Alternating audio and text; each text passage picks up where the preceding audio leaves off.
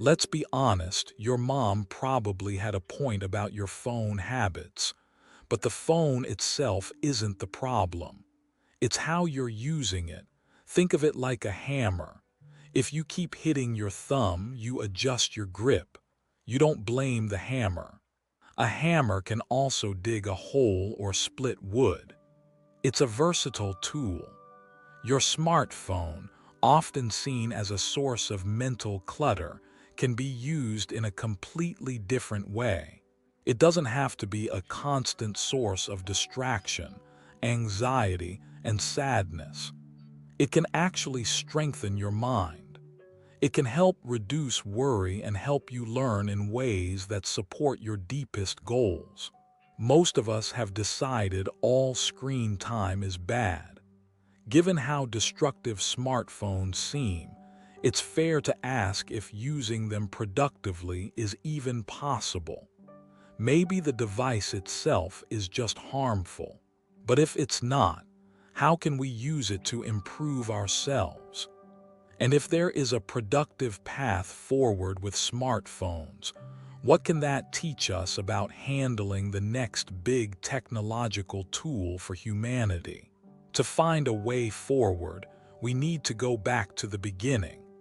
Our feelings about smartphones were completely different then, and maybe that initial optimism wasn't so naive.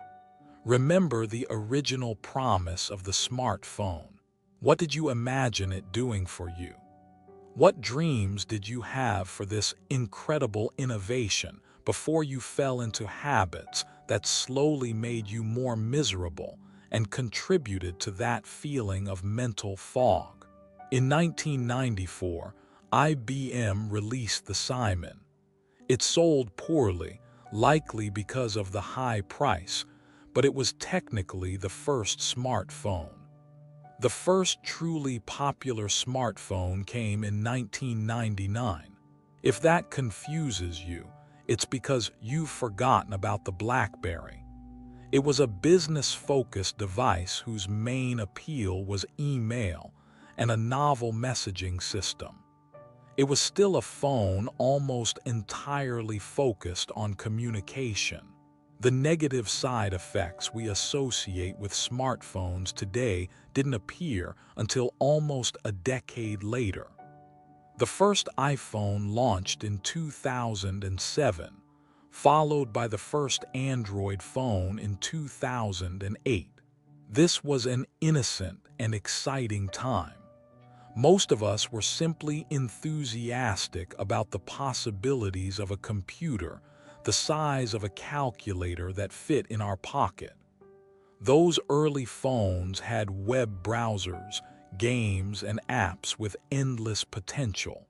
It was hard not to feel they could make life much more convenient. Google Maps could guide you. You could send emails while getting coffee. You were freed from desktop and laptop computers. Life became more flexible. You could communicate more conveniently than ever with a full keyboard and various messaging apps. News became accessible at your fingertips, even during a long bathroom break. Smartphones actually reduced anxiety. You didn't worry about getting lost. If you couldn't find a meeting spot, you could text a friend your exact location. You still benefit from these innovations today. Forgot to print an essay. In recent years, you could connect to a library printer from your phone. On the other hand, you no longer need printed boarding passes or concert tickets. Your phone's virtual wallet is all you need. When you leave the house, you probably only carry your phone, wallet, and keys. And soon you might not even need those last two. You can pay directly from your bank account with your phone and control smart locks if your home has them. With those early generations, the possibilities for how smartphones could improve life seemed endless. They were full of potential to save time and reduce worry. But these weren't the only types of apps you could download. Smartphones also ushered in the age of mobile gaming. They were a fun way to fill time waiting for a bus or an appointment. These weren't deep gaming experiences like on a console, but easy-to-understand bites of amusement. In 2008, Facebook launched an app that let users connect to social media from anywhere, outside the house, or more commonly in bed. Bad habits formed. An unguarded population enjoyed the convenience of access to social media, games, and other apps. Attention spans declined. Every form of human discourse changed to fit what succeeded on social media in generating attention, positive or negative. We are now at a point where most people are dissatisfied with how smartphones have changed their lives. Everyone seems hyper-addicted to their device and absolutely miserable as a result. Political discourse is a nightmare. We all feel more insecure while sharing our lives in great detail. Those successful on social media feel pressure to maintain their profile, fearing a lack of content or a wrong post will lead to social decline. People who aren't good at generating positive feedback feel constantly insecure about their online presence, feeling inferior to friends who post the perfect vacation photo every few days. How often are they really on vacation? It's maddening. Our smartphones are the ever-present gateway to social media, and the two have become synonymous. We can barely think straight, checking our phones every few seconds after a moment of idleness, feeling the itch for another update, chasing dopamine and avoiding being alone with our thoughts. It's one thing to suggest something drastic like switching to a basic phone or living off the grid. It's another for almost anyone to actually do it. The reality is we won't give up smartphones in any significant way. Our social and professional lives are too intertwined with them. As much as we hate what they've done, they are still a very convenient way to connect with people we care about. They're a great way to stay updated on acquaintances or receive important information. They've also made leaving the house less stressful. We have a virtual assistant in our pockets. We live in a global community now, and for many reasons we don't want to turn back. We're hooked, and resistance might seem futile. So, how do we get out of this nightmare? For a while now, medical professionals have been concerned about screen time, especially for children. Too much screen time can negatively affect the developing brain, causing problems with speech, concentration, and language comprehension.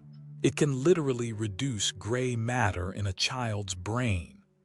This gray matter loss occurs in the frontal lobe, which handles organizing, planning, impulse control, and prioritizing.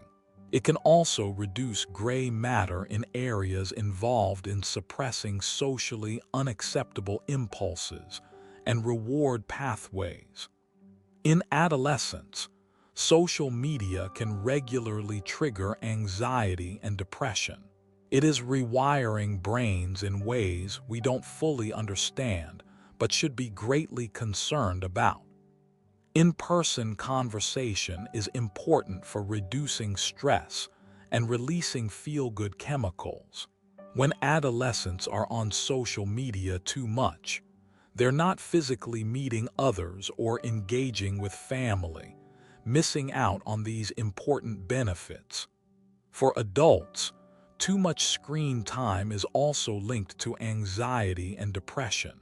The only difference is our brains are no longer developing, so we don't have to worry about it shaping our brains quite as drastically. One question that hasn't been answered satisfactorily is whether all screen time affects us the same way. From your own experience, you've probably noticed that reading an informative article doesn't have the same effect as scrolling through TikTok. You feel different during and after each experience. The obvious conclusion is that screen time itself isn't giving you mental fog. It's not the screen giving adolescents unprecedented anxiety rates. It's what you do with the screen. It's how you interact with apps or respond to notifications. It's how you are using the tool, not the tool itself. If we think back to how we first felt about smartphones in the 1990s, we can borrow inspiration to reorient our relationship with the device. Back then, we focused on its potential utility, not on how it allowed us to doom scroll nonsense into the early hours. We know from experience that some applications and functions have had negative consequences, but many still seem very useful and underappreciated. We often feel terrible after putting down the phone, left in a haze with vague negative feelings. How many times have you stopped scrolling only to be cooking dinner with a low-level dread that isn't tied to anything specific? Fortunately, more studies are being done to illuminate the nuances of screen time. A 2021 study from universities in China and Finland focused on apps and their impact on academic performance. It found that using specific applications can often improve performance, while excessive use of others can reliably reduce it. One specific problem most of us face is nomophobia, the fear of not being able to access your phone. That distracting sensation has you reaching for your phone when you should be focusing on work, just to make sure you're still connected and not missing out. In the study, social media, mobile games, music, video, entertainment, and casual reading were found to increase nomophobia. These activities also coincided with worse academic performance and struggles with insomnia. However, two types of apps actually improved academic performance: learning applications and news applications. Although news apps helped with academic pursuits, they did increase nomophobia. This isn't terribly surprising, but it's good to keep in mind. If you can start to frame some apps as positive and others as negative, you can steer your phone use in a more positive direction. This was just one study, but it points to what kind of smartphone use impacts our well-being. It's also important to note the study only addressed several apps. As more apps and platforms hit our screens, we need more guidance to make our phones a useful tool again. And do we really need to write off these other apps altogether? That seems imprecise. Much of the problematic smartphone use isn't unique to them. We've been addicted to the internet for much longer. For decades, we were accustomed to the constant stream of cable television. Social media started on computers before becoming a mobile phenomenon. The smartphone has brought these negative habits together in a much more convenient package. And like these previous formats, you can't simply write them off. They had value depending on their specific use. Sometimes we want to watch a documentary on our phone in bed. We like messaging family during a break. It's convenient to hear about a friend's birthday plans via a Facebook event.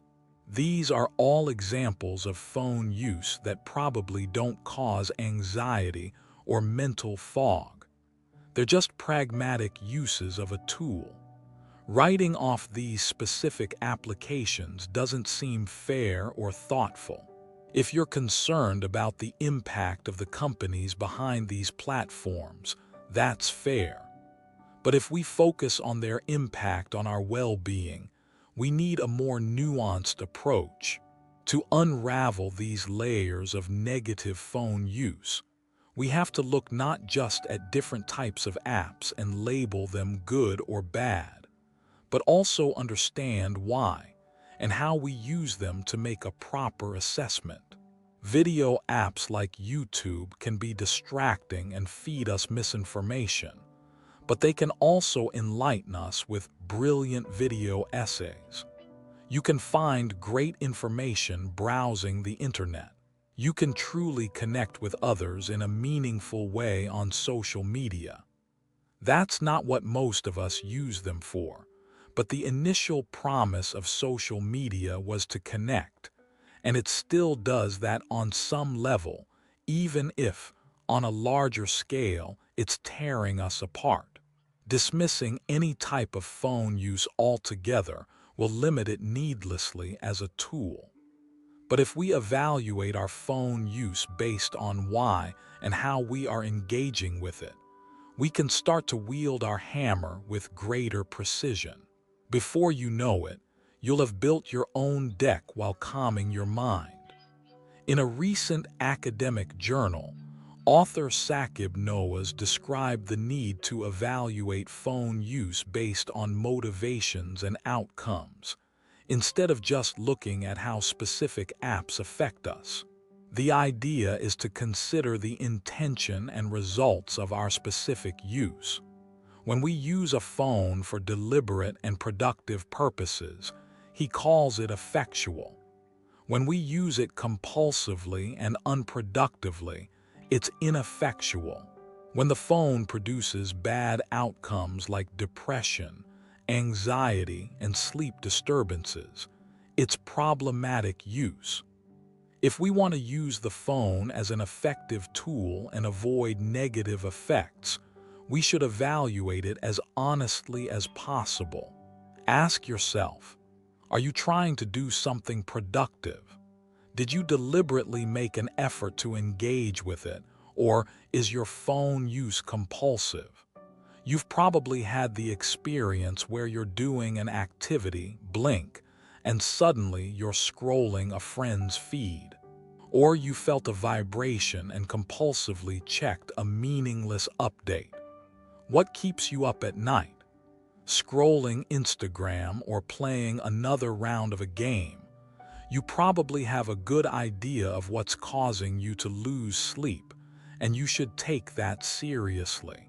We don't always know where our anxiety and depression come from, but mindlessly scrolling social media is a safe bet most of the time. The feed is an endless stream of triggers. You see a clickbait headline warning about mercury in your diet. A former colleague brags about a new job.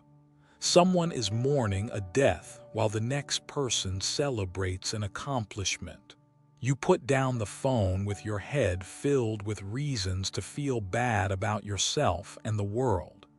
You didn't deliberately pursue these posts and feelings. They just popped up. Now, instead of doing something creative like writing or chatting with a friend, you shrink from the world, depressed and anxious. You didn't consciously decide to feel this way. Your smartphone habits took you there.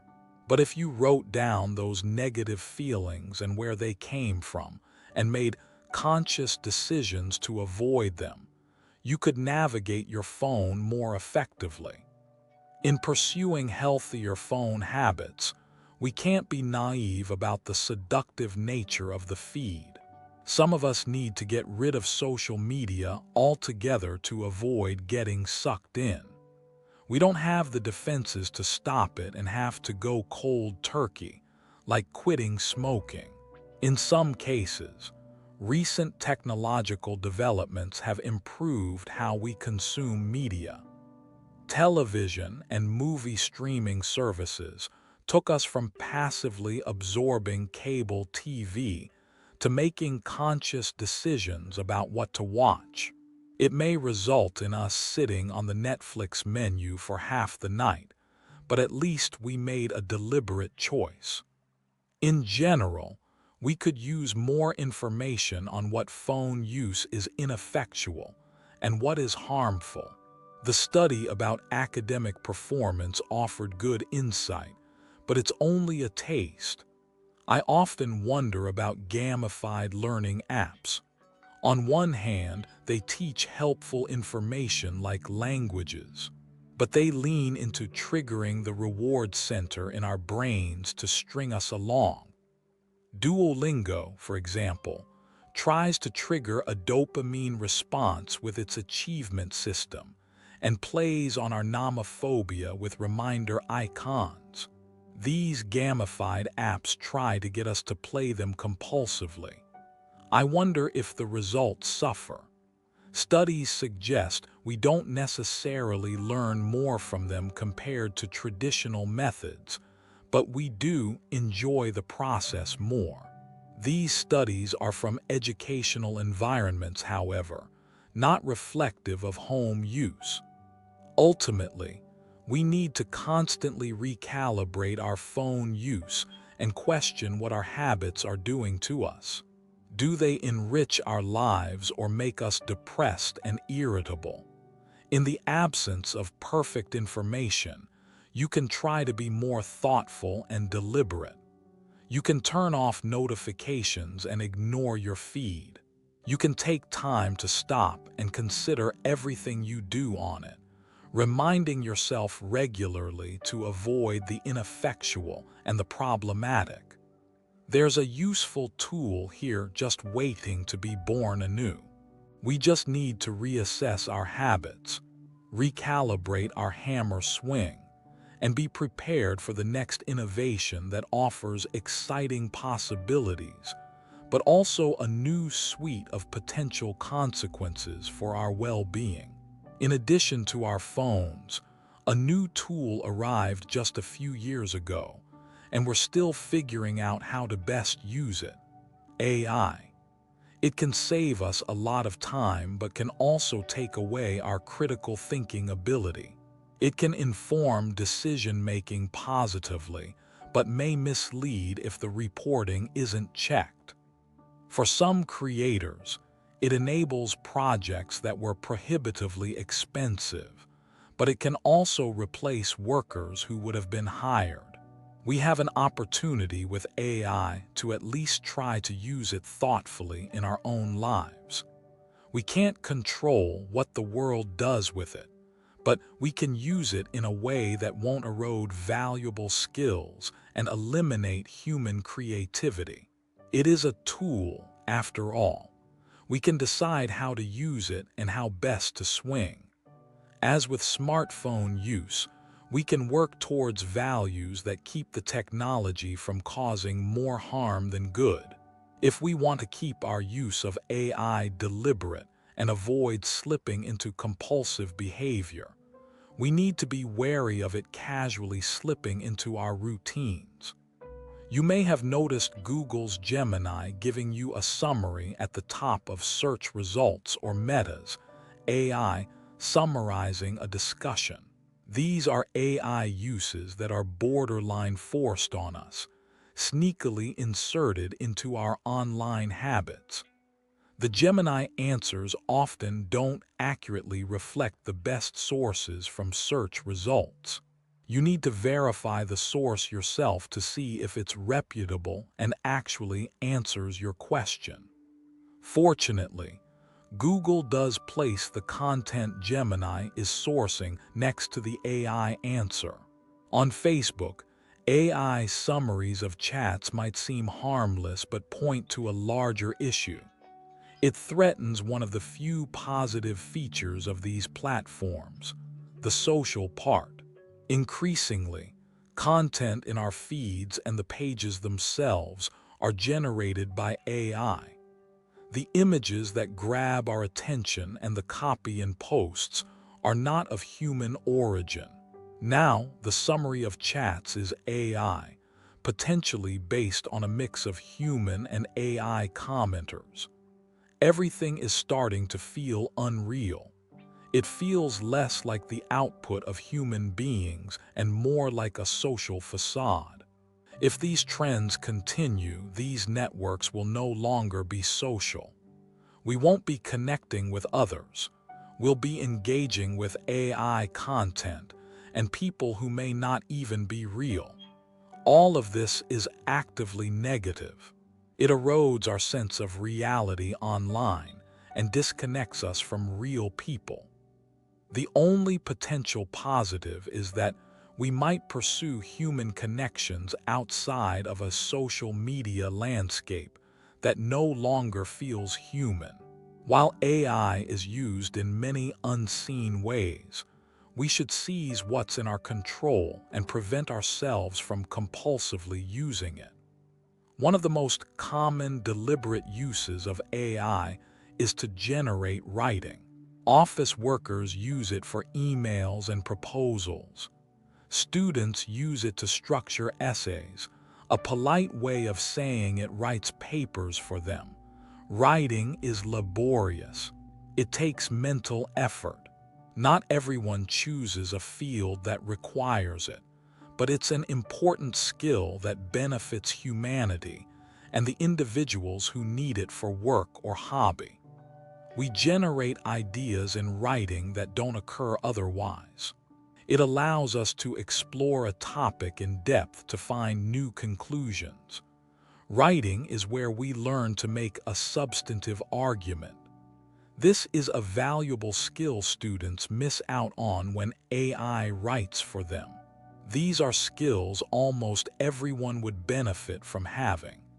If you want to use AI as a tool for your own betterment, this is not the right place.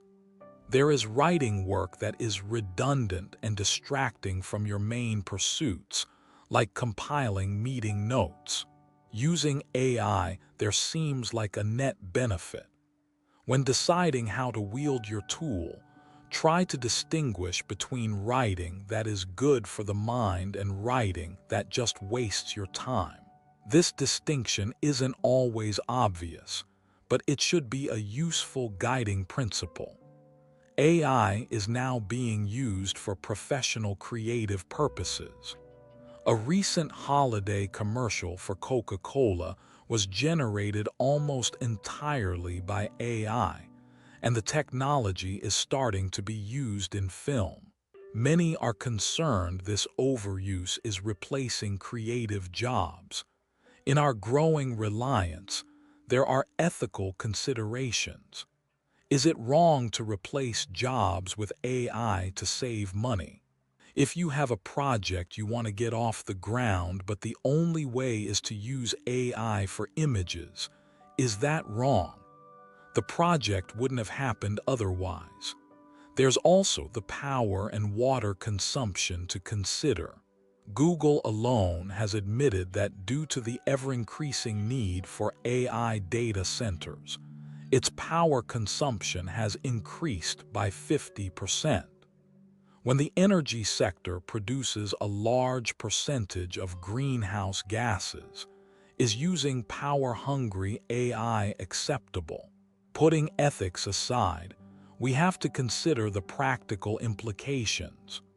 Do we risk offending friends, clients, customers, or viewers by presenting them with AI-produced work? Is it not insulting that a human couldn't be bothered to write or make something themselves? Why pay for something from an individual who put in next to no effort? An important value to keep in mind is the human touch. There are many ways AI can support your work. The world is still filled with redundant tasks AI can do in seconds. But you should be honest about when it crosses the line and does the work for you, because at that point, you are not swinging the hammer at all. Technology is seductive. It may feel like we have little choice in how we use it. In many ways, it feels like technology is using us. But the reality is we're still working with tools, and we have control over how we use them. It's not the phone. It's not AI. It's you. Take advantage of that fact. If you found this perspective helpful and want more insights on navigating the modern world, make sure to subscribe to the channel. Hit the like button if this resonated with you, and share it with someone who might need to hear it. Your support helps bring more thoughtful content your way.